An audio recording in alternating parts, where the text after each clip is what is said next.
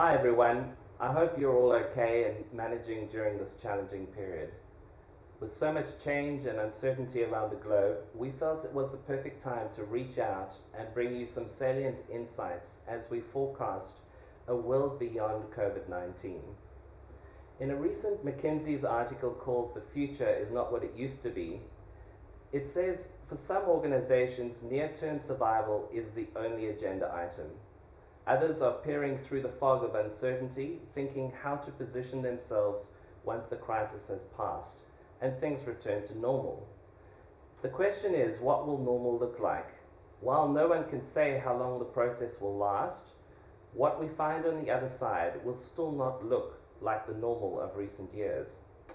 In this chat today, I'm delighted to be joined by internationally renowned business futurist Morris Mizalowski, the futurist behind our recent social media phenomenon, #PhysioNextGen. And we're going to talk about life now and after lockdown, predictions, opportunities, and what's next for global healthcare. Hi Morris, lovely to see you, and I love the new beard. I presume it's new. Yeah, it is. It's my COVID present to myself. That's fantastic. I decided if I couldn't grow hair on top, I might as well grow it here. Well, I'm inspired. So, first question, what do you think has irrevocably changed in our world since the COVID-19 pandemic? It's a fascinating question, and one that I'm looking forward to finding the answer to on the other side of it, because truthfully, we don't know yet. There are lots of things, though, that we think that will change, or at least will have nudged, and I think that's the more important thing. I'm being really careful at the moment. As a futurist, you and I worked on a project of 2050, and I'm really comfortable working that far out normally, and even into 2100. I've had my wings clipped in the last couple of months, because I'm beginning to talk about strategy 5 weeks out. I mean, that really is what the future looks like now. And I'm working in a 0 to 2 week horizon, 2 to 5 weeks and 5 week plus. And that's just something that I'm so not used to. So the answer to your question is, I think there are lots of things that will nudge, things that will change. We really won't know till the other end. The biggest change for me, and something that we'll talk about, I'm sure, throughout our chat, is the strong reality that if nothing else comes out of this, there will be an added ease with using digital, internet, or whatever we want to call this space. Yeah. Before, for many businesses, especially in health as well, it was an add-on. It was something else we did as well as the physical object. If it was around, it was great. If it wasn't, then we didn't bother. We went back to the physicality. We've learnt now a really strong lesson as a society, as a humanity, that digital is here to stay, internet's here to stay, insert the word that you're most comfortable with. We knew it, we just hadn't lived through it. That when the physical's not available to us, second best is digital, and sometimes it's even first best. Sometimes it works just as well. And that, to me, will be one of the biggest shifts, the ease with which we begin to use the internet now, the rise and change in business models, the way that health adapts and changes to this. And again, as I've said, we'll talk about that quite a bit in just a few moments. That will be the most fundamental change that we see. And the underlying things, which I hope will remain with us, is that there is a strong sense that humanity has shifted. Not better or worse, but the way that we interact with each other, the change in family structure, the change in education, all those sorts of things, I'm hoping will leave a legacy for the better. Yeah, I think we've all noticed that in our own families, haven't we? What industries do you think have proven to be COVID resistant, if any? So there are quite a few. And we need to be really careful about that. One of the things that I'm talking a lot about in the last few months is that, yes, this is terrible, and not for a moment are we excusing or saying anything positive out of it. The reality is that we all know what's caused it and how impacted we are. But when we look at cold, hard facts, there are still industries that are booming. There are industries that have grown out of this COVID, and there are next generation industries as well that are coming out of it. So the industries that are currently working incredibly hard and employing people, strangely, are things like government-funded services, because the government has really kicked in a big way.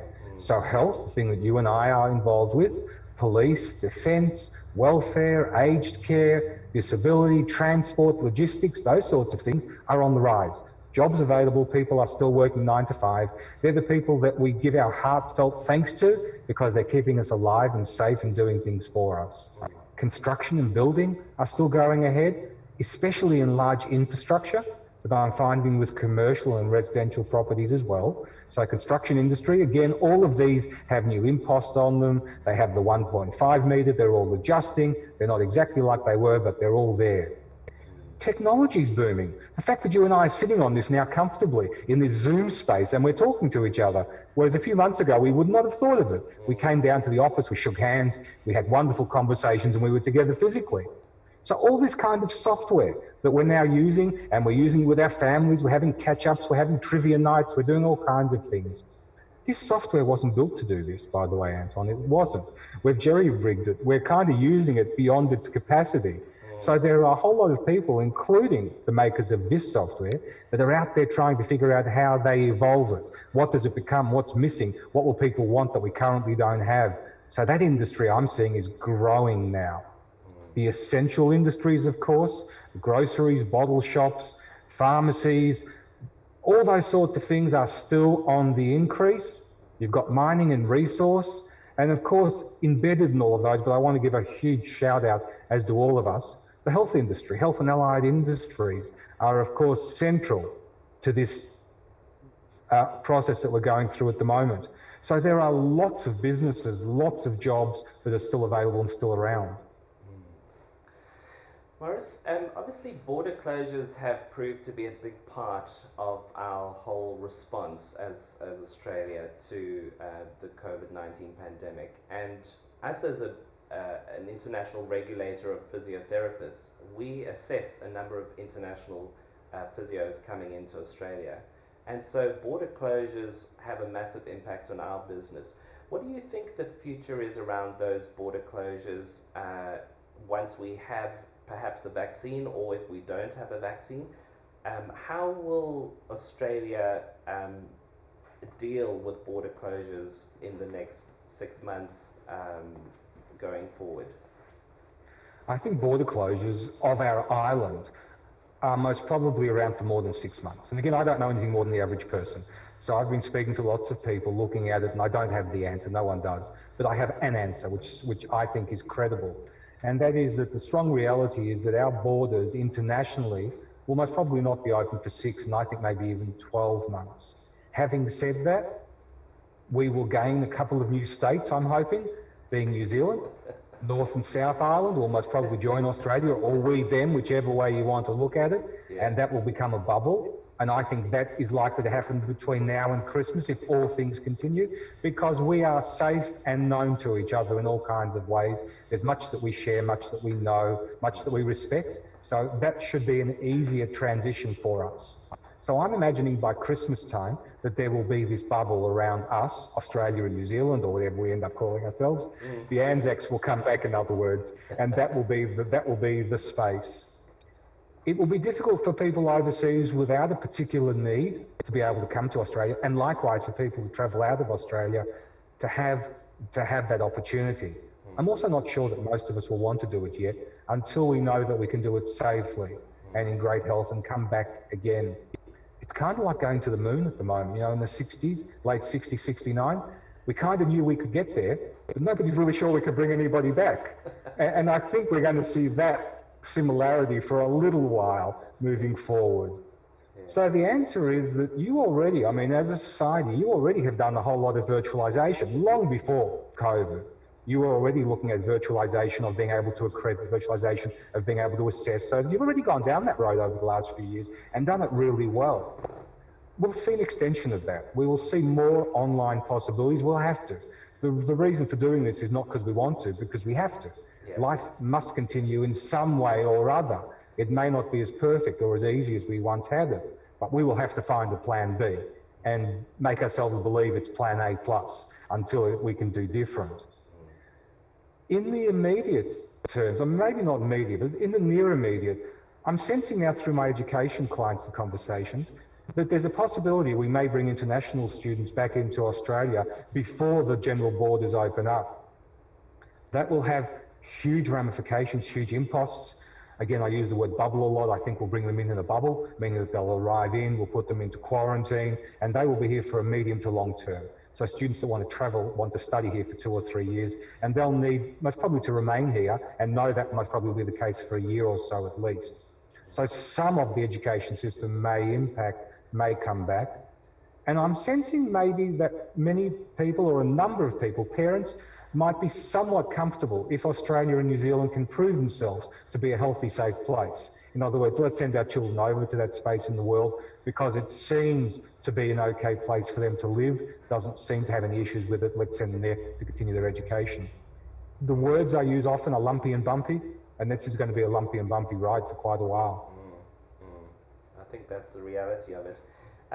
Just looking, continuing kind of at the macro level, what do you think the impact of this pandemic has had on concepts like globalization? I mean, this has been there's been a lot of discussion around this. What do you think the impact of the pandemic on globalization will be? It's fascinating because there is really a number of ways to approach that. Firstly, we've learned that we are a global society, and all the things that we knew that we just took for granted and we never really wanted to buy into. We are all in this together. The reality, the absolute reality of this entire scenario is that we are a weakest link activity at the moment. By that I mean, until the last person is inoculated or we have found a way to tame this, then none of us are safe. Even if there's only a handful of people on the planet that can't be inoculated, we will have to devise a way to overcome that. And that takes a global, it really does take the globe to make that happen. I'm loving the space, and health is one of the greatest showcases of this. The way that we are now working collaboratively across the planet, across time zones, across interests, across what before might have been all these physical boundaries or IP boundaries or trademark boundaries. We are now globalizing. Literally, if Anton, you come up with something, you share it with me, I then share it with somebody else because we are all in this together. So this is still an answer to globalization. It talks not about the borders and the physical geography, it talks about humanity within those spaces. And humanity has now had to come together because we all need to find the same cure. It doesn't make sense for any of us to go at it alone. We all want to be the first, of course. We all want to be the one that reaches that mountain. So globalization has definitely become ordinary. And I think moving forward, again, that new normal, as we're now seeing it, will translate. We will become a freer society. We talked anyway before this of trade borders dropping away, of us being able to not need visas into certain regions, being able to trade in ways. That was all pre-COVID. I think that will now go on steroids, so to speak, after we're finished this. The other thing that's happening, which is the reason I hesitate on the answer, is that I'm also seeing now an extreme localization, that we're doing both. This thing about being global and local that we spoke about so long, or glocal was one of the terms we used. We're now seeing me walking around the streets being nice, talking to people I hadn't met before. We're really now saying hello to each other. I went for a walk this morning before this, and literally every person says hello or waves to somebody else. We're collaboratively, even with people that we don't know that are inside our immediate influence or inside our immediate family, we're actually kind of got one eye out for them. Are they okay? Do they need something? People are sharing food, they're sharing comments, they're sharing friendship. I like that. And that's not a different answer to the one you're asking. We're actually learning that it doesn't matter, I think, in this moment anyway, that where humans are. We are humans and we are connected. We are all in this together. Geography doesn't matter. If we could take just that lesson out of this, Anton, if we could learn from that and continue on from all of that, this is not for you or any of the listeners to say, but I would be willing to say that I've actually thought that was a good thing for us to have done for the last 4 or 5 months. To have gone through that angst, to take that human lesson out and move with it forward would be a wonderful thing for us to take away. I'm hoping it's true. So on that theme of lessons learned, if you had to be able to go back a year to your former self and say, these are lessons coming from this pandemic, these are things we should change before the pandemic comes, what would you say to yourself a year or maybe even 5 years before the pandemic came? I'm going to answer that with a futurist smile and say, Anton, it's a thing I've been saying for the last 20 or 30 years. It truly is. And that was what we started that conversation with. That this thing we call digital or internet, whatever it is a normal everyday part of our lives. In health, for 15, 20 years, we've been begging literally the bureaucracy to come on board and have e-health, electronic health, to have mobile health. In education, we've had the same ongoing discussion. We don't want to take people out of the physical experience. We just want to supplement it where it's not possible, at least to give them the opportunity then to have a physical embodiment of this. So where children can't get to a school, let's allow school to come to them. Where people need health practitioners and they can't get to them, let's allow them to come to them. In physio, it's exactly the same. It makes perfect sense for people to physically be together, and we would never want to say that that can't be. But at the moment, it can't be. So we need to have the ability to do a bit of both, and we're seeing the ingenuity of people that says, look, this isn't a bad plan B. This will actually help you with your physio and your activities at the moment, seeing we can't be together in a room doing it. So my former self would have said to this COVID version of myself, keep pushing that message, because that's what's getting us out of this.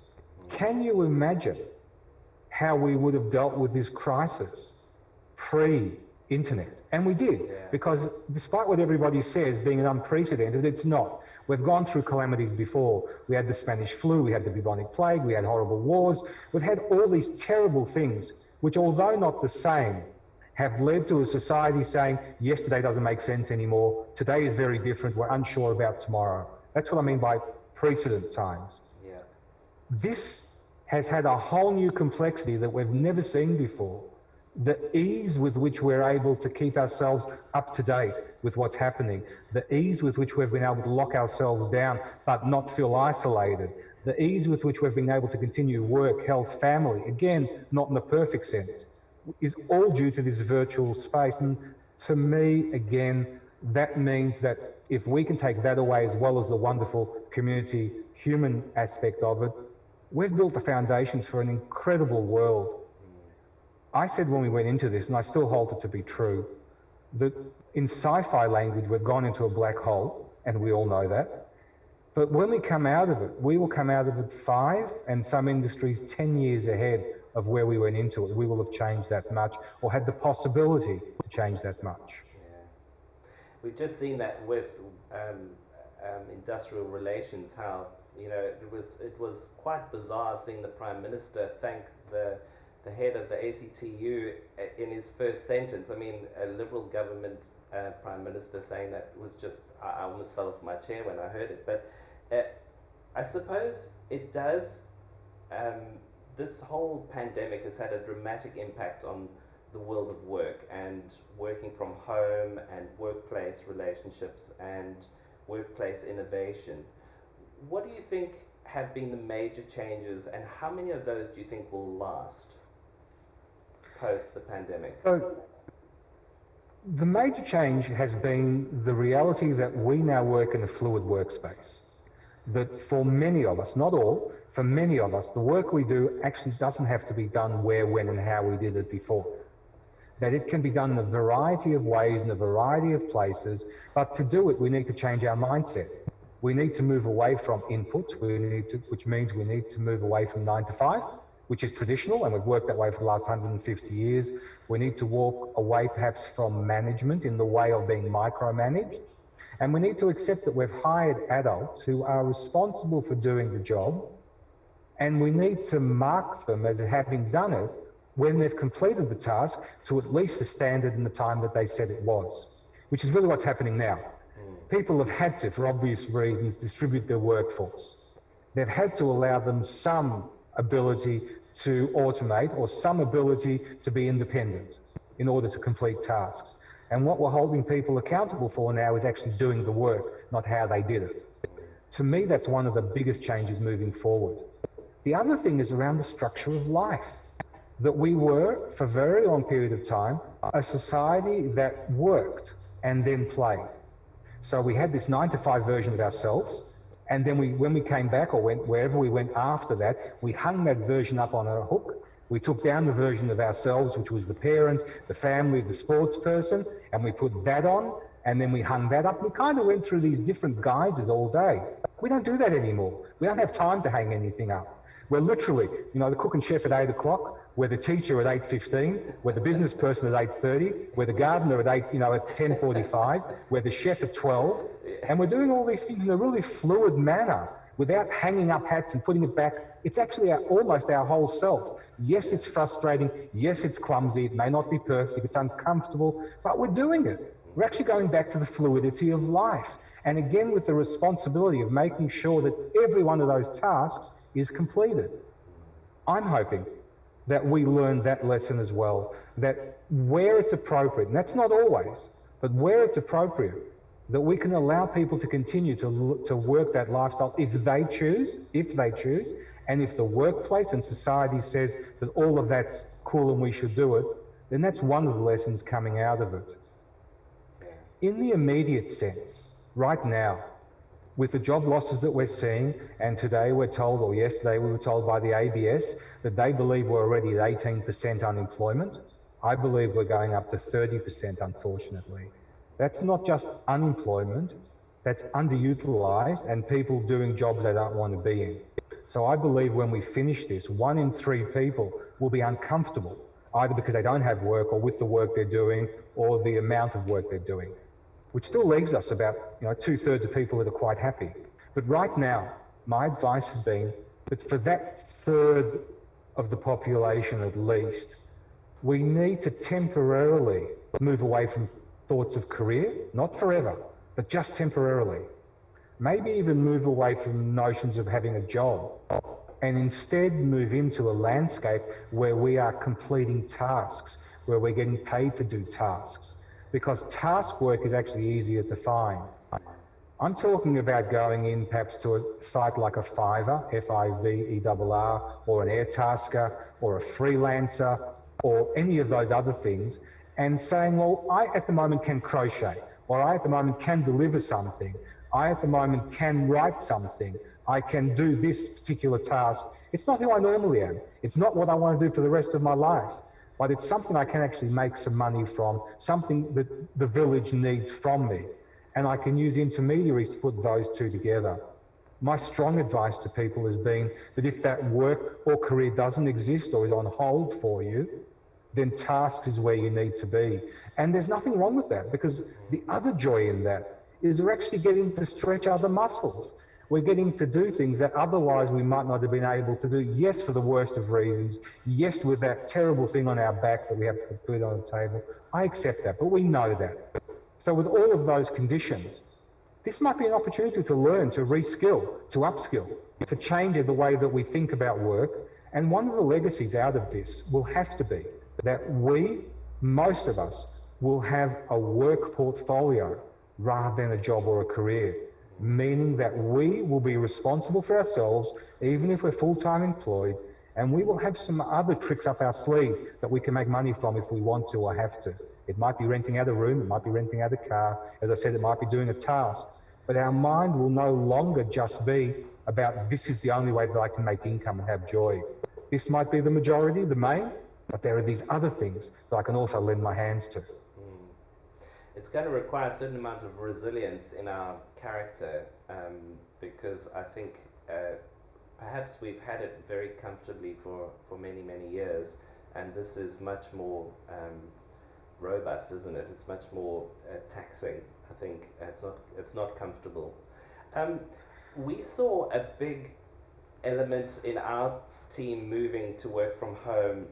I felt that one of the biggest impacts was the culture of our organization. So you spoke earlier about how organizations needed to trust their workers more, and there needed to be this outcomes-based kind of mindset. What do you think the impact on culture has been, especially company culture, but even more broadly on our general culture? It goes back to what we were talking about before. I keep using the word human again. What I'm finding in the corporations I'm going in and out of, and again virtually, not physically, is that culture's actually changed because people are talking to people. Yeah. They're not talking to colleagues anymore. They're not talking to the worker with the title. They're actually talking to the human. They talk perhaps I think now too much about that cooking, cleaning, that whole other thing that we're doing. And most conversations are starting about that, how was yesterday, how are the kids, are they learning, what do you have for dinner type thing. So we're actually beginning to connect and know more about the human behind the title, behind that career, behind that. Good or bad, that really is about the culture of the organisation. For some organisations, I think it's actually been a blessing because people now are working tighter. They're working independently, but they also have the notion of these humans now they can connect with and they can ask questions of, whereas before they might have been frightened to. I don't want to ask that question because I should know it. So I'm not going to ask because Anton will think less of me. I find people now just jumping in and asking the question. So they're connecting in all sorts of ways. There is, of course, for many people still a huge disconnect because we are herd animals, H-E-R-D. We enjoy being in groups. We enjoy that connectivity of the lunchtime chat and the bit of gossip and all the other things. And for some people, it's been a huge rift. And even doing it virtually has not given them the same comfort or joy that they once had. The reality for that is, unfortunately, as we know, that at least for the next little while, it might just be weeks with what we're told, but for the next little while, that's not going to come back. We need to work harder to bring those people back into the flock, to give them some opportunities to reconnect in ways that they're not currently doing or don't feel satisfied enough about. So that's one side of it. I think we have the humanity of it. The other thing that I'm noticing, and this may be difficult for many of us, is that I'm beginning to question middle management and the role of managers in general. And this is where I usually, the Zoom usually falls out because corporates want to start disconnecting. I don't want to hear this message. So if you start to disconnect, I'll understand why. But it's not that it's unnecessary.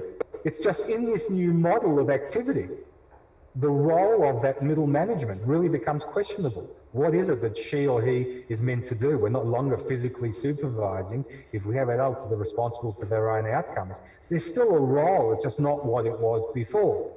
So we will have to question the notion of our corporate structure when we come out of this, not just for that, but for all the way through, and really look at the legacy systems that we had. In other words, the way we did it before, the structures we had before, the physical beings of who we were, the spaces we sat in, the buildings we were in, the computer systems we were in.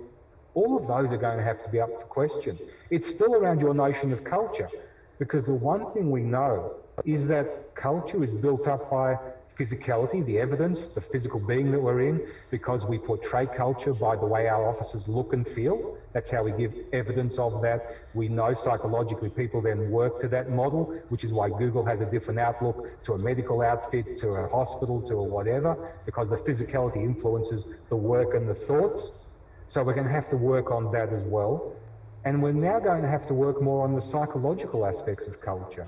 How do we actually impart that people to people like bees, going backwards and forwards, and how do we maintain it? Yeah, that's good.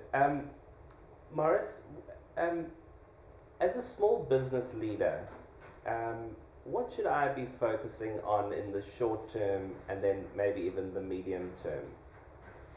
So as I said, I break it up into a series of 3 strategies, 3 time zones, 0 to 2 weeks, 2 to 5 and 5 plus. The reason for that is that what's happening in business is we need to react often now. So what I'm suggesting is this is a rolling program. And the rolling program is that whenever something new comes out, so this week we expect to hear a whole lot of liftings of things that we can do. I'm going to suggest to everybody that we go back to 0 and start again. And the next time we do it again, 0 and start again. And that's the way that I'm getting through this, 0 to 5. If we can make it to 5 weeks, then we kind of have a future. So 0 to 2 is really about making sure that we still understand our corporate place. What is it that we are able to do and can do? Is there a purpose for what we do in the immediate world that we're in? Some businesses have had to say no, that there isn't an immediate purpose for them. So that's the first thing, 0 to 2. Is there a purpose in our business? Is there a way forward? If that's so, how do we adapt to the current circumstances or the changes that we believe to be ahead? So if we take, for instance, a physiotherapist and we look at the practice as it currently is, we'd have to answer the question, I think, that physically the way we once offered it right now is not possible.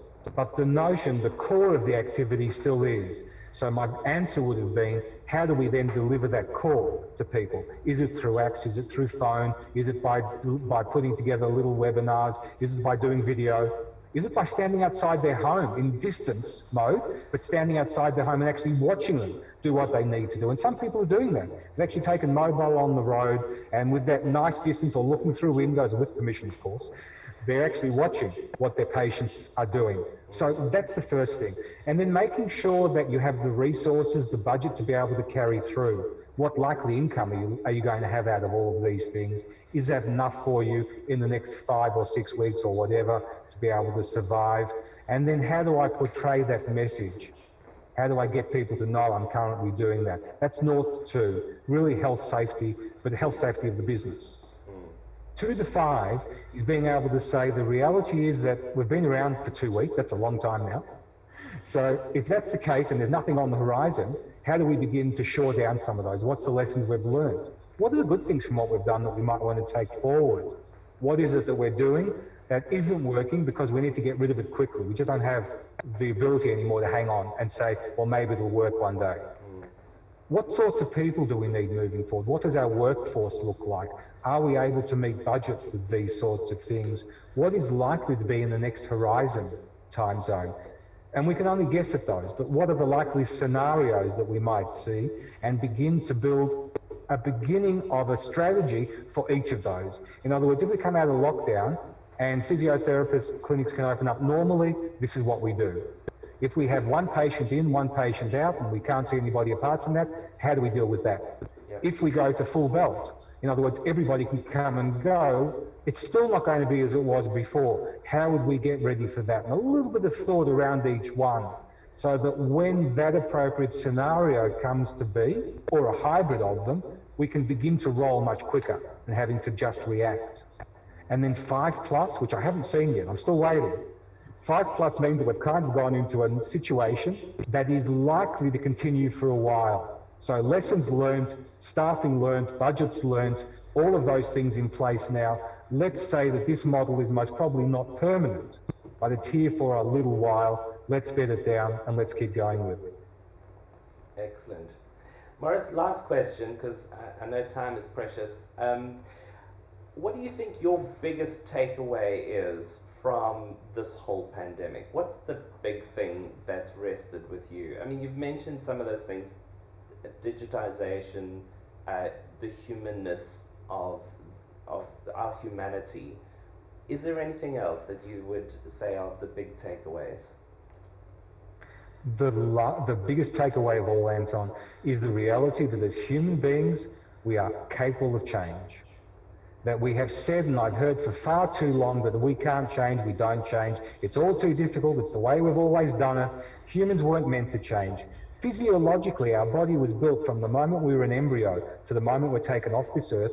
Our body physically changes and adapts to situations. Our cells die and grow again and change. That's what COVID is about. I mean, COVID is about cells dying and changing and coming back, and all those technical people are saying is rabbiting on, but you get the message of it. The one absolute takeaway that I'm hoping, above and beyond the humanities and the digitals and all the rest of it, is that each of us pats ourselves on the back. Each of us says, well, in fact, I am capable of change. I know that I can recognize what I need to do. It's uncomfortable. I wish I wasn't pushed to it. What it's done to me is not a good thing. The way that it's changed my life and diverted away from what I might have been. Because this is a mourning period. We are mourning for who we might have been. And we're not quite sure who we will be in the future. But we know we will have a future. And that is the greatest takeaway we have, that we are capable of change. We've proven it to ourselves, we've proven it to our families, and we've proven it to society. So let's now take that as a strong possibility, that we don't just have to accept and go to status quo. If we're not comfortable, let it not take another situation like this ever. If we're not comfortable, if it's not serving us, if it's not doing what we need it to do for us and our family and our society to move forward, let's just say we can make that change. We've shown that we've done it, and let's be willing to do it again and again, as often as we need to. Morris, thank you so much for your time. There were so many really good thoughts there. We could have been speaking for hours, but we are limited. So thank you for your time, and yeah, we look forward to catching up again in the near future. As do I. Everyone be safe, be well, and be kind. Yeah.